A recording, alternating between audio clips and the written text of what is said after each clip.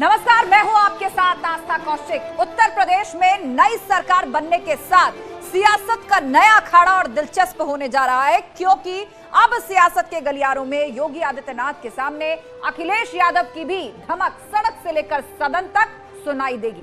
और इसके पीछे वजह बहुत साफ है कि अखिलेश यादव ने आजमगढ़ की लोकसभा सीट से इस्तीफा देकर करहल को अपनी कर्मभूमि बनाने का फैसला ले लिया है। मतलब बीजेपी सरकार अपने संकल्प पत्र पर काम करेगी तो अखिलेश यादव जनता के मुद्दों को सदन से लेकर सड़क तक उठाएंगे।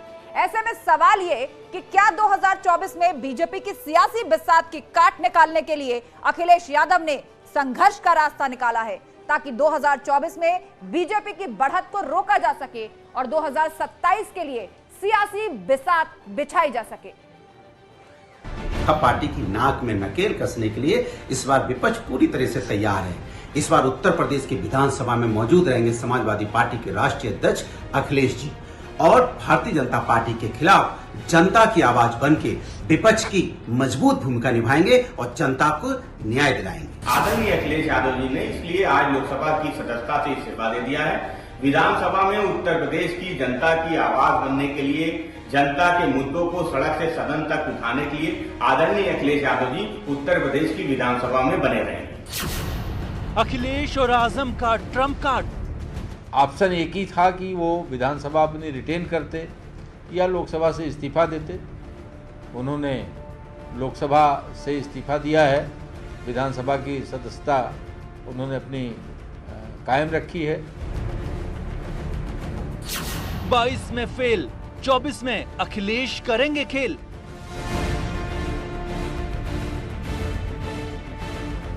नई कैबिनेट, नई उम्मीद, 24 की रणनीति। लाखों की तादाद में नौजवान साथी इस फैसले से बहुत ही उत्साहित हैं और खुश हैं। और मैं बताना चाहता हूं कि उत्तर प्रदेश की सियासत का हिसाब किताब उत्तर प्रदेश में ही होगा। सियासी गोलबंदी का इस्तीफा कनेक्शन। न्यूज़ 18 का खास शो देखिए महाबहस।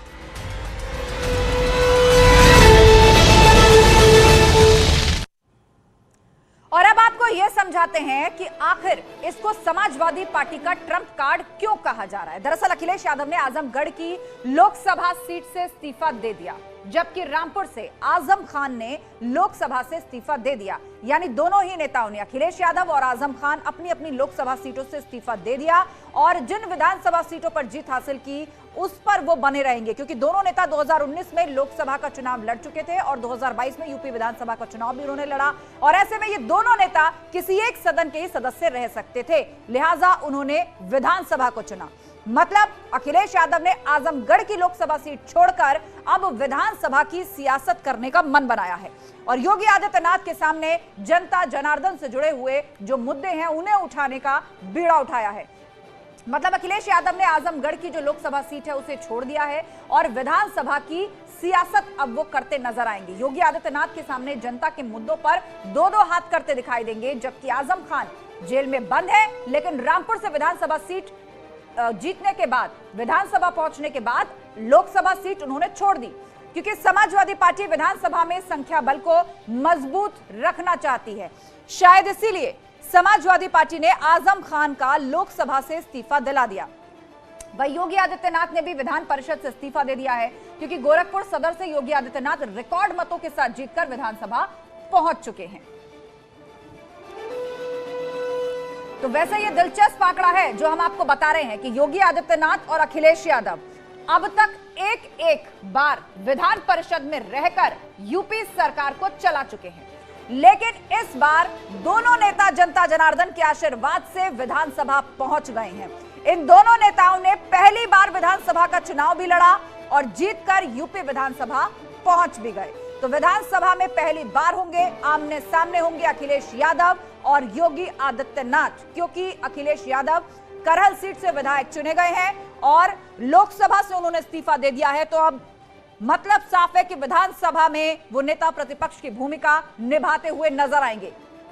लेकिन इस सब के बावजूद अब सवाल यह है कि अखिलेश और आजम खान के इस्तीफे को क्यों ट्रम्प कार्ड कहा जा रहा है। यह बड़ा सवाल है, आपको समझा देते हैं। दरअसल माना जा रहा है कि 2022 में मिली हार के बाद अखिलेश यादव अब आगे की रणनीति बनाने के लिए जमीन पर उतर रहे हैं ताकि उत्तर प्रदेश की राजनीति पर फोकस किया जा सके और विपक्ष की भूमिका में बीजेपी के सामने वो खड़े हो सके, जनता के बीच संदेश दिया जा सके कि असल में योगी के सामने अखिलेश यादव खड़े हो जो सीधी टक्कर देते हुए दिखाई दे रहे हैं। इसके साथ ही 2024 में जो लोकसभा चुनाव होने जा रहा है, बीजेपी की बढ़त को रोकने के लिए सियासी बिसात बिछाने की कोशिश की जा रही है और 2027 के रोड मैप को बनाने की भी इसके पीछे तैयारी है। इसके साथ ही संगठन को मजबूती देने पर बल देने की कोशिश होगी। बीजेपी के खिलाफ ग्राउंड में प्लानिंग को उतारेंगे, जनता के मुद्दों को उठाएंगे और निराश कार्यकर्ताओं को जोश भरने का काम करेंगे। तो ये वो बड़े कारण है या कह लीजिए कि इस ट्रम्प कार्ड के पीछे की वजह है। चर्चा की हम शुरुआत करेंगे, लेकिन सबसे पहले बातचीत के लिए हमारे साथ जुड़ चुके हैं केंद्रीय मंत्री एसपी सिंह बघेल जी, जो कि करहल सीट से अखिलेश यादव के खिलाफ चुनाव भी लड़ चुके हैं। बहुत स्वागत है सर आपका न्यूज 18 पर। सर सबसे पहले तो सवाल यही कि अखिलेश यादव जो है अब एक बड़ी तैयारी के साथ मैदान में उतर रहे हैं। उन्होंने चुन लिया अपना रास्ता, लोकसभा से इस्तीफा दे दिया है। अब पूरा फोकस उत्तर प्रदेश पर होगा, 2024 पर होगा और उसके बाद प्लानिंग 2027 की भी है। मतलब ग्राउंड पर उतरेंगे और बीजेपी को कड़ी टक्कर देने और घेरने के लिए पूरी रणनीति उन्होंने बना ली। किस तरह देखते हैं आप इसको? ऐसी कोई भी बात अभी उन्होंने नहीं कही है। ये आप अपनी तरफ से बहुत सारी कमेंट्री उनके पक्ष के लिए या उनकी रणनीति के लिए बता रही हैं। उन्होंने इस्तीफा देने के बाद ऐसा कुछ नहीं कहा, लेकिन अगर लोकसभा उन्होंने छोड़ी है, विधानसभा की सीट को चुना है, तो इसका तो अर्थ साफ ही है ना कि अब फोकस पूरी तरह उत्तर प्रदेश पे रहेगा, यहीं के मैदान पर रहेगा और चुनाव नजदीक है। सारे विशेष नहीं, ओहो भाई, अभी भी जाके लंदन रहेंगे, आराम करेंगे, घर से निकलेंगे या नहीं निकलेंगे, या एक अपनी लाइफ स्टाइल है उसको जिएंगे, ये आप वो बताएंगे, वो आप नहीं तय कर सकते हैं।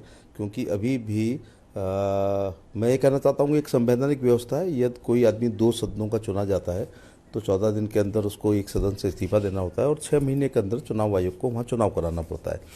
तो उन्होंने सोचा कि ये 5 एमपीओं वाली पार्टी का दिल्ली में कोई रोल नहीं है और ना ऐसा कोई पूर्ण बहुमत भारतीय जनता पार्टी के कोई ऐसा अविश्वास प्रस्ताव भी नहीं आ रहा है कि जैसे अटल जी की सरकार एक वोट से गिर गई थी, तो यहाँ एमपीओं के उनका कोई महत्व नहीं है। तो उन्होंने विधानसभा को चुना और विधानसभा में 124 एमएलओ के साथ उनका पक्ष है। दूसरा, आपने कहा था कि वो अपनी कमेंट्री में आप कह रही थी कि एमएलओ की संख्या को कम नहीं करना चाहते हैं। 122 और 124 में कोई फ़र्क नहीं पड़ता है।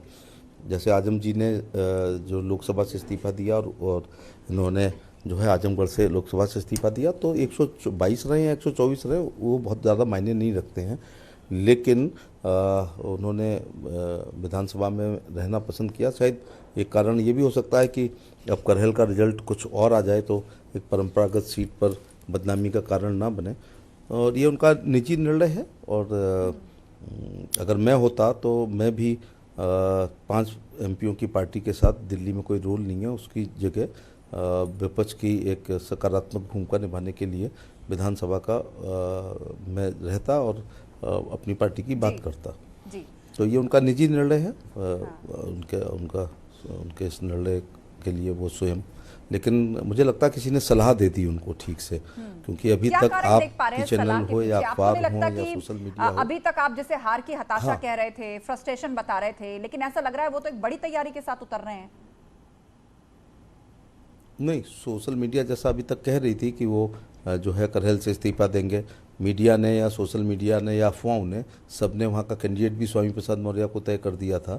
मुझे लगता है किसी ने सलाह दी होगी कि दिल्ली में क्षेत्रीय दलों का कोई रोल नहीं है, माने इस क्षेत्रीय दल का, और संख्या पर तो लखनऊ में वो एक सकारात्मक विपक्षी भूमिका निभा सकते हैं। मैं ये कहना चाहूँगा कि राजनीति में जब कोई रहता है तो हर इलेक्शन आते ही रहते हैं। अभी एमएलसी के चुनाव हो रहे हैं, आज नॉमिनेशन कल हो चुका है सब।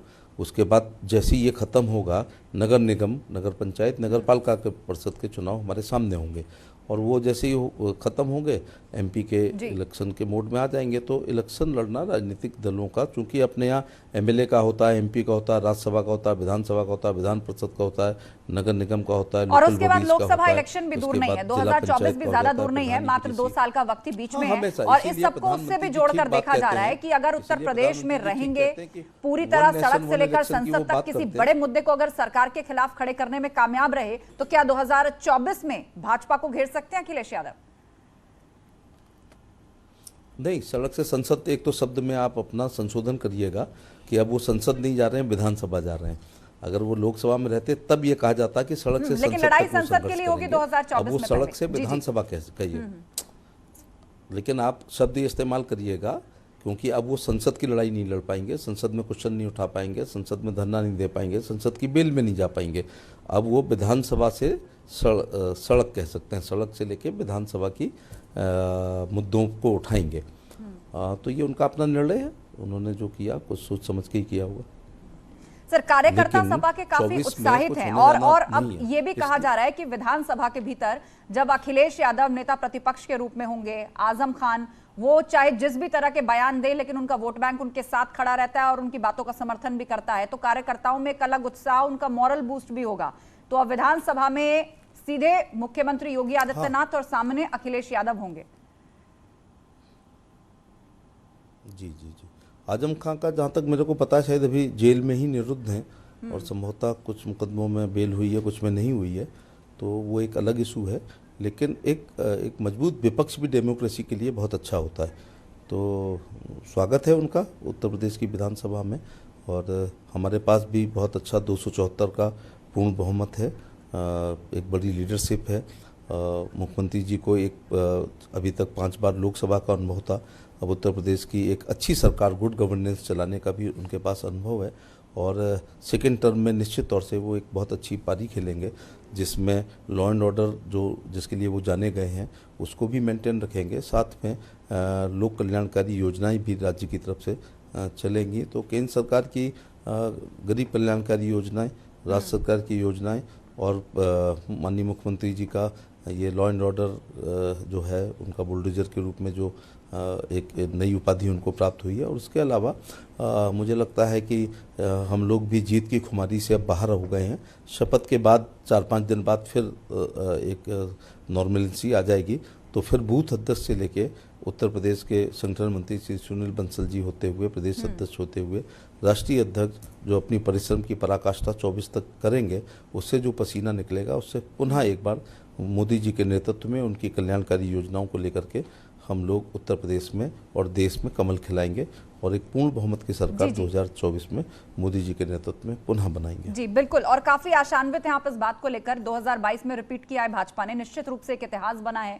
तमाम मिथकों को तोड़ते हुए योगी आदित्यनाथ एक बार फिर से मुख्यमंत्री बनने जा रहे हैं। लेकिन जब हार के लिए आत्ममंथन किया गया, हार के कारण तलाशे गए, तो जानकारों ने यह भी माना सपा के लिए कि सांसद बनने के बाद अखिलेश यादव कहीं ना कहीं दिल्ली ज्यादा टाइम स्पेंड कर रहे थे, यूपी की राजनीति से थोड़ा दूर हो गए थे, और यही वजह है कि बहुत ज्यादा ग्राउंड पर बहुत पहले से पकड़ नहीं बना सके। लेकिन अब ऐसा कुछ नहीं होने जा रहा। नतीजों के बाद से फौरन उन्होंने तय किया है कि अब लोकसभा नहीं, अब विधानसभा, उत्तर प्रदेश की राजनीति पर पूरी तरह से फोकस। तो अब आपको लगता है कि बतौर विपक्षी दल समाजवादी पार्टी और आक्रामक रूप में नजर आएगी? दिल्ली का रास्ता लखनऊ से होकर जाता है, इसमें कोई दो राय नहीं है, लेकिन लखनऊ का रास्ता वाया दिल्ली नहीं जाता है, और वो भी क्षेत्रीय दल का कोई भी नेता अगर दिल्ली रहता है तो उत्तर प्रदेश को नहीं कर सकता है। हमारे यहाँ अभी लखनऊ का रास्ता वाया दिल्ली भी गया है। केंद्र सरकार की कल्याणकारी योजनाएं, मोदी जी का प्रभावशाली व्यक्तित्व, उनका कृतित्व, उनकी मेहनत, उनकी तमाम सारी रैलियाँ, और जहाँ प्रधानमंत्री नहीं पहुँच पाए तो मैंने देखा कि तीसरे घर पर प्रधानमंत्री खड़े मिले, चाहे वो 12 रुपये के बीमे के लाभार्थी के रूप में, 330 के लाभार्थी के रूप में, अथवा शौचालय बन रहा है किसी लाभार्थी का, अथवा आवास बन रहा है, अथवा मैं थाली में जब किसी को दाल चावल खाते हुए या रोटी सब्जी खाते हुए देखता था, तो फिर 19 महीने से जो 5 किलो गेहूं और चावल निःशुल्क प्रति व्यक्ति प्रति यूनिट मिल रहा था, उस रूप में हम लोग देख रहे थे। कोई बीमार का जब हम बाईपास सर्जरी होकर के वो गांव में आके लौटा, तो उसने दूसरी पार्टियों का भी जो आप चुनावी मैदान में लेकर गए और जनता ने उस पर भी मोहर लगाई, और यही कारण है जी जी बड़ी बड़ी जीत जो है वो आपको विधानसभा चुनाव में मिली है। लेकिन सर, जाते जाते एक सवाल यही कि क्या आप समाजवादी पार्टी को किसी बड़ी चुनौती के रूप में या एक ऐसे विपक्ष के रूप में जो मुश्किलें खड़ी कर सके, जो बड़े मुद्दे आपके सामने रख सके, उस तौर पर नहीं देख रहे हैं? क्योंकि आप अपने अंदाजे बयां के लिए भी मशहूर हैं, शेर और शायरी कविताएं आप करते हैं, तो जाते जाते इस सियासी माहौल या इस सियासी फैसले पर आप अपने अंदाज में कुछ कहना चाहें? अच्छा आस्था जी, मैं एक बात और बता दूं कि मेरे पास कोई डिप्लोमेटिक शब्द नहीं होते हैं। मैं जो बेडरूम में बातें करता हूं वही ड्राइंग रूम में करता हूं, वही मंच पर करता हूं, वही इतनी बड़ी चैनल के कैमरे के सामने कर रहा हूं जब पूरा देश सुन रहा है। मैं केवल ये कहना चाहूँगा इसमें कि हमारे लिए लोकसभा का चुनाव यकीनन 2019 में बहुत कठिन था, क्योंकि सपा बसपा गठबंधन का ये चुनाव था और दो बड़ी पार्टियां थी। इसमें बहुजन समाज पार्टी वो पार्टी है जो 4 बार सरकार बनाई और एक बार पूर्ण बहुमत की 2007 में स्वयं ने बनाई। समाजवादी पार्टी की भी सरकारें बनती रही गठजोड़ से, लेकिन 2012 में पूर्ण बहुमत की उन्होंने सरकार बनाई और एक बड़ा वोट बैंक यादव मुस्लिम और जाटो भाइयों का होता था। बिल्कुल, तमाम कॉम्बिनेशंस उन्होंने बिठाए, गठबंधन को लेकर काफी एक्सपेरिमेंट किए, लेकिन एक एक करके जनता ने सबको खारिज किया। हाँ, और एक बार फिर से बड़ी जीत 2022 में भाजपा को मिली। 2000 मैं जो कहने की कोशिश कर रहा हूं कि 2024 का उत्तर प्रदेश के संदर्भ में लोकसभा का चुनाव हमारे लिए कोई चुनौती ना सपा दे पाएगी ना बसपा। ठीक है, चलिए इसी दावे के साथ बहुत शुक्रिया हमसे बातचीत के लिए। तो 2024 में भी आप कोई बड़ी चुनौती समाजवादी पार्टी या अखिलेश यादव को नहीं मान रहे हैं।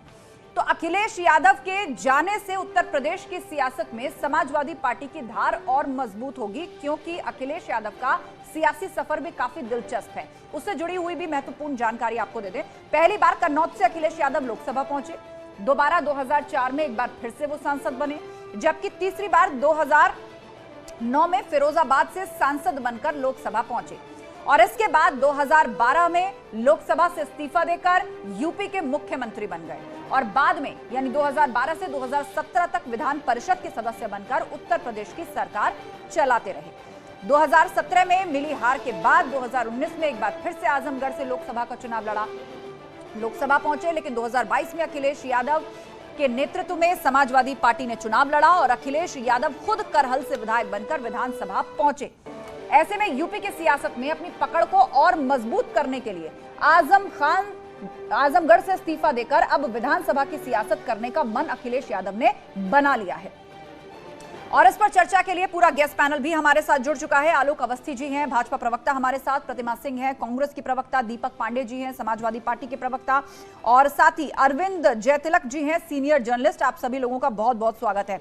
सबसे पहले आलोक अवस्थी जी, आपसे वही रिएक्शन जो सवाल मैंने थोड़ी देर पहले एसपी सिंह बघेल जी से भी पूछा था, और सवाल ये कि अब अखिलेश यादव पूरा फोकस सेंटर से हटाकर स्टेट पर फिक्स कर रहे हैं, यूपी पर फिक्स कर रहे हैं। अभी फिलहाल एमएलसी चुनाव है, आगे 2024 में लोकसभा चुनाव आने जा रहे हैं और फिर 2027, क्योंकि सपा की हार के पीछे एक बड़ी वजह यह भी मानी गई कि अखिलेश यादव क्योंकि सांसद थे, वो दिल्ली की राजनीति से ज्यादा जुड़े तो यूपी से दूर हो गए, लेकिन अब वो गलती नहीं दोहराना चाह रहे। अभी से ही यूपी का मैदान चुन लिया अखिलेश यादव ने। देखिए, अखिलेश यादव जी एक क्षेत्रीय दल के राष्ट्रीय अध्यक्ष थे। दिल्ली में वैसे भी उनके लिए कुछ था नहीं, और रही बात उनकी उत्तर प्रदेश में रहने की, हम तो स्वागत करते। पार्ट टाइम पॉलिटिक्स जो वो करते आ रहे थे उसका नतीजा उन्होंने देख लिया, क्योंकि जब आप जनता के बीच में रहेंगे नहीं, जनता चाहती है कि उसका नेता 365 दिन 24/7 उसके सामने रहे, उसके लिए खड़ा हो। लेकिन अखिलेश यादव जी को जब जनता ढूंढती थी तो अखिलेश यादव जी कभी लंदन में रहते थे, कभी घर में क्वारंटाइन रहते थे, कभी दिल्ली में रहते थे, लेकिन जनता के बीच में कभी रहे नहीं।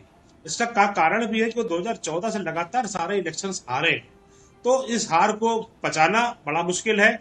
और रही बात आजम खान जी और उन दोनों के कि वो विधानसभा में रहेंगे, तो हम उनको लगातार 2014 से हराते चले आ रहे हैं, और विधानसभा में भी हमने उनको पटकन नहीं दी थी, और 2019 के लोकसभा चुनाव में वो बहन कुमारी मायावती जी को लेकर लड़े थे साथ में, उनको उस समय भी हमने 5 सीटों से आगे बढ़ने नहीं दिया था। उनके लिए बहुत कुछ लोकसभा में करने के लिए था नहीं। उन्हें मालूम है 2024 में देश के प्रधानमंत्री जो एक गरीब का बेटा है, जो जनता के लिए गरीब कल्याण के कार्यक्रम कर रहा है बराबर, और गरीब से डायरेक्ट कनेक्टिविटी है, उसको परास्त नहीं कर पाएंगे। इसलिए पहले से ही मौका देख करके उन्होंने इस्तीफा दे दिया, और उनके पास अवसर है कि वो करहल की विधानसभा के लोगों ने उन पर भरोसा किया है, उनको करहल में रह करके उनके लोगों के लिए काम करना चाहिए। चलिए, तो इसको आप कोई बहुत बड़ी घटना नहीं मान रहे हैं और ना ही इसको एक बहुत बड़ी चुनौती के रूप में देख रहे हैं। आपके पास हम लौटेंगे आलोक अवस्थी जी, लेकिन दीपक पांडे हमारे साथ हैं, सपा के प्रवक्ता। दीपक जी, कुछ जानकार ये भी कह रहे हैं, खास तौर पर भाजपा की तरफ से भी ये कहा जा रहा है, आजमगढ़ से सांसद थे, यादव बहुल सेफ सीट, करहल से विधायक बने, यादव बहुल सेफ सीट, मतलब लोकसभा से इस्तीफा दे दिया, वो भी सेफ सीट थी, अब केवल विधायक रह गए अखिलेश यादव। बिल्कुल विधायक रह गए, वो सब उत्तर प्रदेश की विधानसभा में आकर के आवाज उठाएंगे। ये सेफ सीट की बात से याद आया कि योगी आदित्यनाथ फैजाबाद अयोध्या से जाकर के चुनाव लड़ने जा रहे थे, लेकिन वो सेफ सीट नहीं थी क्या, वहां से भाग गए जाकर के गोरखपुर से चुनाव लड़ने। तो देखिए सेफ सीट नहीं होता है। अध्यक्ष जी आपने भी बताया, आप ही बता रही थी कि वो फिरोजाबाद से भी सांसद थे, वो कहीं से भी चुनाव लड़े, चाहे आजमगढ़, चाहे फिरोजाबाद, चाहे करहल हो, चाहे मैनपुरी, एटा, चाहे मऊ, बलिया, बनारस, कहीं से भी चुनाव लड़े वो चुनाव जीतेंगे। उनके लिए कोई सेफ सीट, कोई अनसेफ सीट नहीं होती। आपने अभी 3-4 जगह का नाम ले लिया, तो आप बताइए क्या जो जहां से भी चुनाव लड़ते हैं बस वो सेफ ही सीट है? तो ऐसी कोई बात नहीं होती। लोग बड़े नेता है, बड़े नेता कहीं से भी चुनाव लड़ते हैं तो बड़े नेताओं के लिए वो सेफ सीट हो जाती है। लेकिन भाजपा कोई बहुत बड़ी चुनौती से नहीं समझ रही है। आपने तय कर लिया है कि इस हार के बाद भी रुकना नहीं है, आगे बढ़ना है और अब पूरी तरह से उत्तर प्रदेश पर फोकस रखना है, लेकिन भाजपा इसको कोई बहुत बड़ी चुनौती नहीं मान रही है। बिल्कुल, देखिए क्या है, हार जीत अगर हम लोग मैदान में हैं तो हार जीत लगी रहेगी। आज हमें हार मिली है तो कल हमें जीत मिलेगी। हम उसी जीत के लिए अपने इस बार पूरे दमखम से लगे हुए हैं और ये जीत का जो सिलसिला होगा 2024 से शुरू होगा उत्तर प्रदेश में, और जाकर के आप देख सकेंगे इससे आगे आने वाले चुनाव में हमें लगातार जीत ही मिलेगी, क्योंकि अब की बार हम लोग पुरजोर कोशिश कर रहे हैं जनता के बीच में जाकर के, जो सत्ता में रहकर के गुमराह जनता को किया गया है, अब वो चीज नहीं होगी। अच्छा ठीक है, तो आप लोग एक नई और बड़ी तैयारी के साथ मैदान में उतरेंगे और कार्यकर्ताओं का भी मोरल हाई रहे, उसके लिए सबसे बड़ा चेहरा जो पार्टी का है, पार्टी अध्यक्ष अखिलेश यादव खुद अब विधायक के रूप में उनके साथ होंगे, सदन के अंदर भी वो उनके साथ नजर आएंगे। आप हमारे साथ जुड़े रहिए।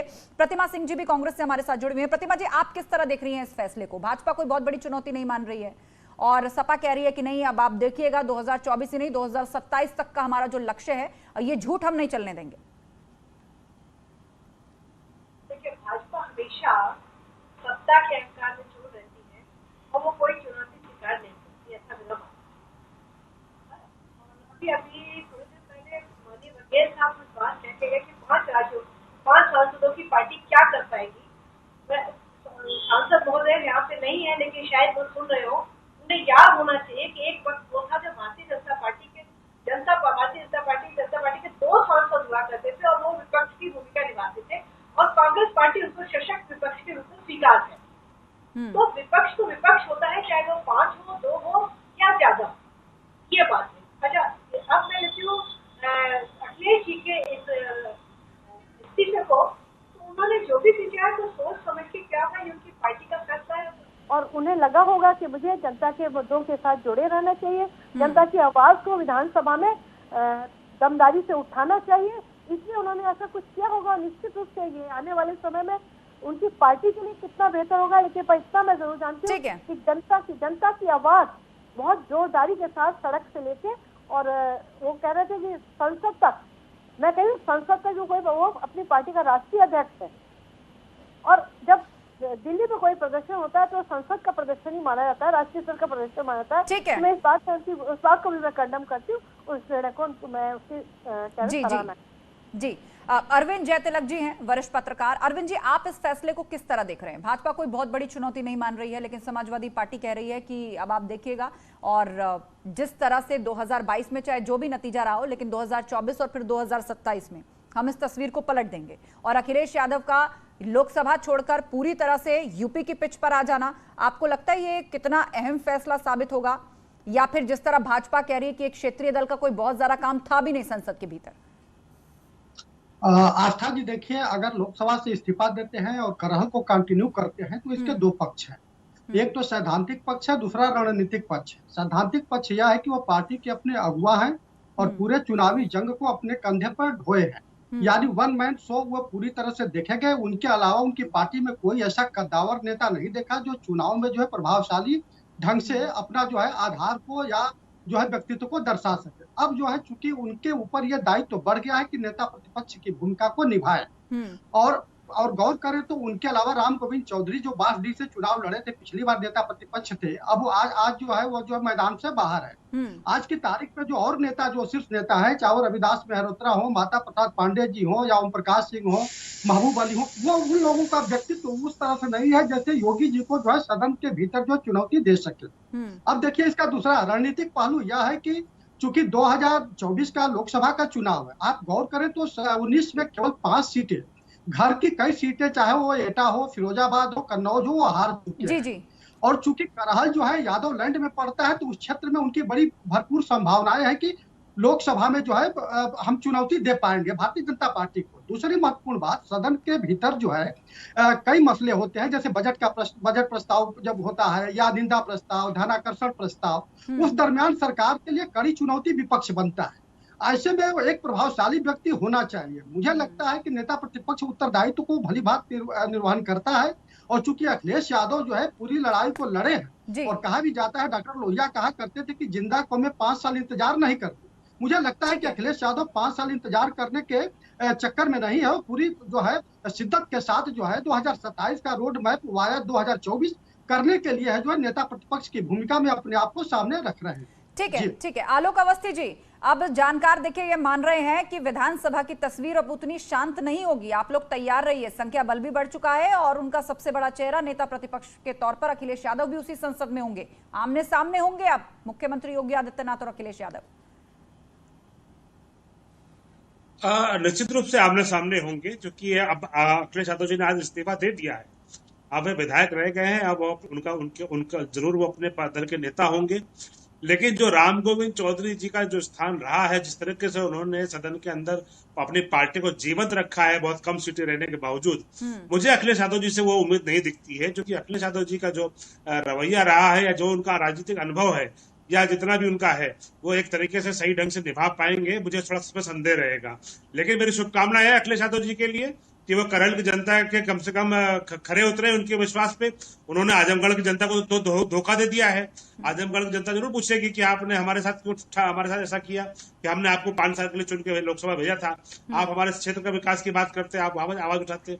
लेकिन उन्होंने जो है वहां के लोगों को धोखा दे करके आज करहल को चुना है। अब करहल की जनता का अगर वो साथ देते हैं तो मुझे खुशी होगी कि वो एक राजनीतिक दल के नेता है, कम से कम अपने क्षेत्र का ध्यान रख रहे हैं।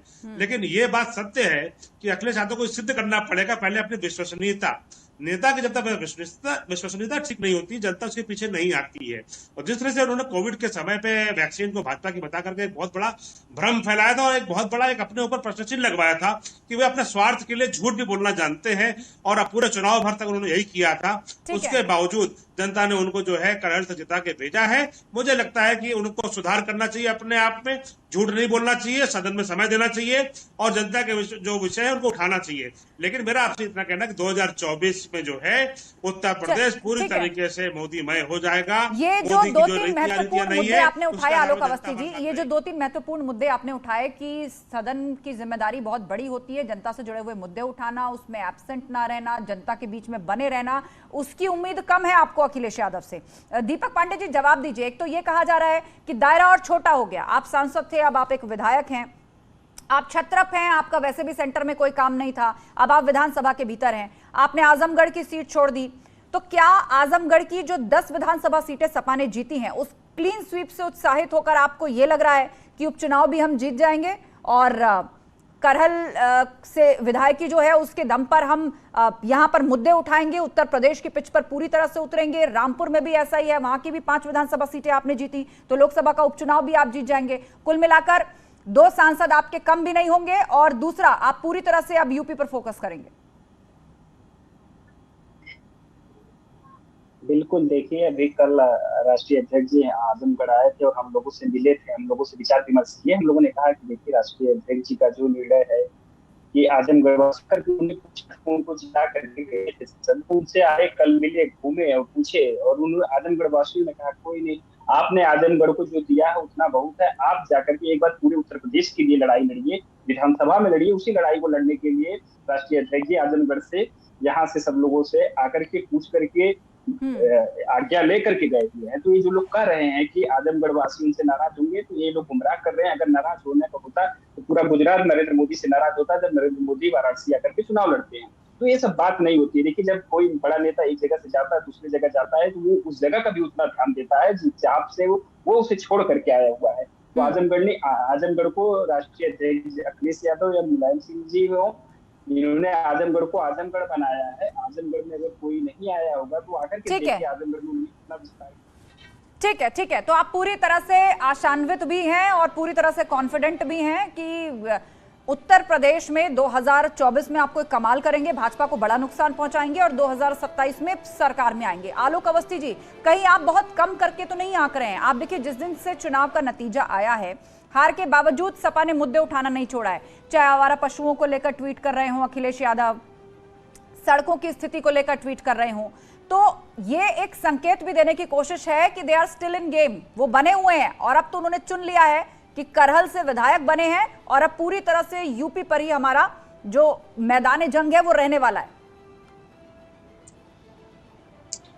देखिए, भारतीय जनता पार्टी कभी यह नहीं कहती कि विपक्ष ना हो।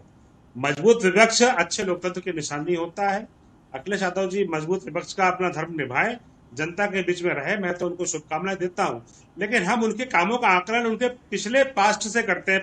पिछले जो उनके 10 साल का जो उनका कार्यकाल रहा है, जिसमें 5 साल वो मुख्यमंत्री रहे हैं और मुख्यमंत्री रहने के बावजूद 2 साल रहने के बावजूद लोकसभा के अंदर उन्होंने मुंह की खाई है। उसके बाद से आप उनका जो आकलन हम देखते आ रहे हैं, चाहे विधानसभा का चुनाव रहा हो 17 का, चाहे 2019 का बसपा के साथ उनका लोकसभा का चुनाव रहा हो, उनकी विश्वसनीयता पर जनता ने भरोसा उन पर नहीं कर रही है। तो वो कैसे अपनी विश्वसनीयता साबित करेंगे, कैसे वो जनता के मुद्दे उठाएंगे, ये हम आने वाले वक्त पर देखेंगे। लेकिन हमारे पास एक मजबूत नेतृत्व है योगी आदित्यनाथ जैसा, और देश का नेता हमारा जो देश का प्रधानमंत्री है नरेंद्र मोदी, उसने डायरेक्ट जो कनेक्शन स्थापित किया है देश की गरीब जनता के साथ, बराबर गरीब कल्याण की योजनाओं के साथ, बराबर उनको सुख दुख का साथी बन करके, उसको वो कैसे भेद पाएंगे, ये एक बहुत बड़ा प्रश्न चिन्ह है उनके ऊपर। चलिए ठीक है, तो आपने जो लाभार्थी वर्ग नया क्रिएट किया है, जिसको सीधे तौर पर सरकारी योजनाओं से लाभ मिला है, आप मान के चलते हैं कि वो भाजपा के साथ आगे भी खड़ा रहेगा। प्रतिमा सिंह जी कांग्रेस से हमारे साथ जुड़ी हुई हैं। प्रतिमा जी, क्योंकि अब सपा की ये तैयारी कहीं ना कहीं 2024 के लोकसभा के इर्द गिर्द जाती हुई दिख रही है, और सेंटर की बात करें तो कांग्रेस मुख्य विपक्षी दल है। यूपी में सबसे ज्यादा 80 लोकसभा की सीटें हैं। आप विधानसभा में कोई करिश्मा नहीं कर पाए, तो आखिर लोकसभा में किस तरह प्रदर्शन करेगी कांग्रेस?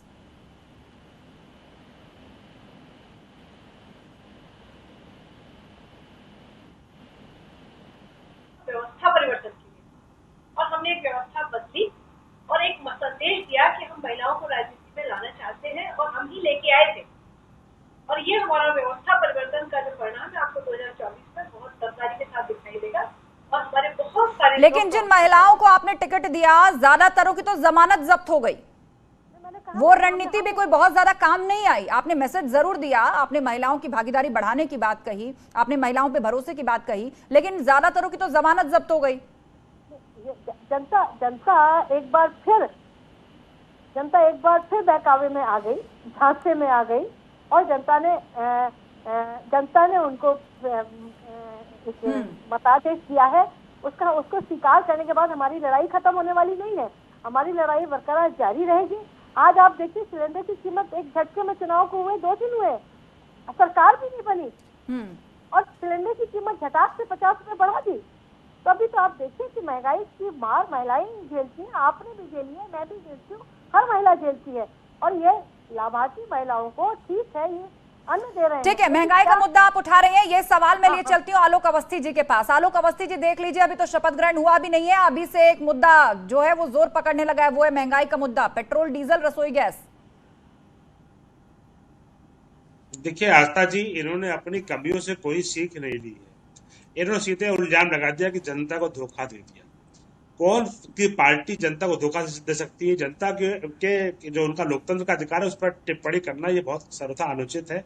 जनता का सम्मान करना चाहिए, जनता ही हमारी माई बाप है। आप श्रीमती प्रियंका वाड्रा को तो देखिए, जब वो पहले महासचिव बनकर के आई, लोकसभा चुनाव लड़ाने आई, तो उन्होंने अपने भाई की सीट पे हरवा दी। मात्र एक लोकसभा का सांसद उनका आज है। आज वही उन्होंने जो संघर्ष किया, तो जो 6% का उनका वोट बैंक था वो 2% पर लेकर के आ गई, और उन्होंने बड़ा प्रयास किया विधानसभा में भी हमारी एक ही सीट बचे, लेकिन जनता ने उनको 2 सीटें दे दी हैं। अब वो किस तरह की जनता की बात करती है? विश्वसनीयता तो प्रियंका वाड्रा जी की भी खत्म है। जब आप 4.5 साल क्वारंटाइन रहती है, उसके बाद आप जो है आपदा में अवसर ढूंढने के लिए आती है, और उस वक्त जनता के बीच में आप लोग लुभावने वाले। चलिए, ये जो एक तरह से इल्जामों की झड़ी लगाई है आलोक जी, उसका जवाब प्रतिमा जी देना चाहती हैं। जवाब प्रतिमा जी देना चाहती हैं, बताइए प्रतिमा जी। यहाँ तो प्रियंका गांधी को भी लेकर सवाल उठ रहा है कि सीजनल पॉलिटिक्स कोई पसंद नहीं करता। आप आखिरी ओवर में बैटिंग करने आई है, क्या फायदा उसका? मैं जानती हूँ कि ये इनके पास इसके अलावा कुछ कहने के लिए नहीं है। ये जनता वाकई में जनता के साथ वाकई में धोखा हुआ है। जनता को एक बार फिर से छला गया है। मैं मैं फिर इस बात को दमदारी के साथ कहना चाहती हूँ। और प्रियंका जी के प्रयास कहीं भी आपको नजर ऐसे नहीं आए होंगे जहाँ हम लोगों ने संघर्ष नहीं किया। आप ये बताइए कि जब लखीमपुर खीरी में किसान पूछने जा रहे थे, प्रियंका गांधी वहाँ पे थी। जब उन्नाव की बेटी के साथ यही परिवार, यही पार्टी का विधायक था जो उस बेटी को, जिस बेटी के साथ किया वो भी आपको पता है। हाथरस में क्या हुआ और कौन कौन सी घटनाओं की हम बात करें, वो सब जगह इन्होंने गरीबों को छला है, गरीबों को लेकिन ये तमाम मुद्दे तो आप लोग उठा चुके हैं। दीपक पांडे जी भी हमारे साथ जुड़ गए हैं, वो बीच में डिस्कनेक्ट हो गए थे। मैं चाहूंगी वो भी इस बात का जवाब दें कि ये तमाम मुद्दे तो आप लोग चुनाव में उठा चुके। आपने खूब कहा महंगाई है, आपने कहा बेरोजगारी है, आपने कहा आवारा पशु हैं, झूठ बोलती है सरकार, कोई योजना नहीं है, कोई लाभ नहीं है, लेकिन जनता ने तो तब भी मुहर लगाई है, उनको इतनी बड़ी प्रचंड जीत देकर भेजा है। दीपक पांडे जी, देखिए, आपने देखा होगा हम लोगों ने इनकी जीत को बहुत कम किया। पिछली बार की जीत से इनकी जीत को हमने अब की बार अपने सीटों में भी तब्दील किया, अपनी सीटों को भी बढ़ाया, वोट परसेंटेज को भी बढ़ाया। तो अब देखिए क्या है, जनता धीरे धीरे समझ गई है, गुमराह होना बंद हो गई है। आधा से ज्यादा लोगों को हमने समझा लिया है, कुछ लोगों को समझाना बचा है। वो 2024 में समझा लेंगे, 2027 आते सब लोग समझ जाएंगे ये लोग क्या करते हैं। चलिए ठीक है, तो आपने इरादे जाहिर कर दिए हैं कि लगातार मुद्दे उठाते रहेंगे और जनता जिस झूठ बकौल आप जिस झूठ के फेर में आ गई है उसका पर्दाफाश करेंगे और 2024 में भाजपा को घेरेंगे और 27 में सरकार बनाएंगे, इस तरह का दावा आप कर रहे हैं। अरविंद जी भी हमारे साथ जुड़े हुए हैं। अरविंद जी, 10 सेकंड आपके पास हैं क्योंकि शो मुझे क्लोज करना है। आप जाते जाते क्या कहेंगे? ये कोई ट्रम्प कार्ड है, मास्टर स्ट्रोक है, या जैसे कुछ जानकार कह रहे हैं कि दायरा और छोटा हो गया है?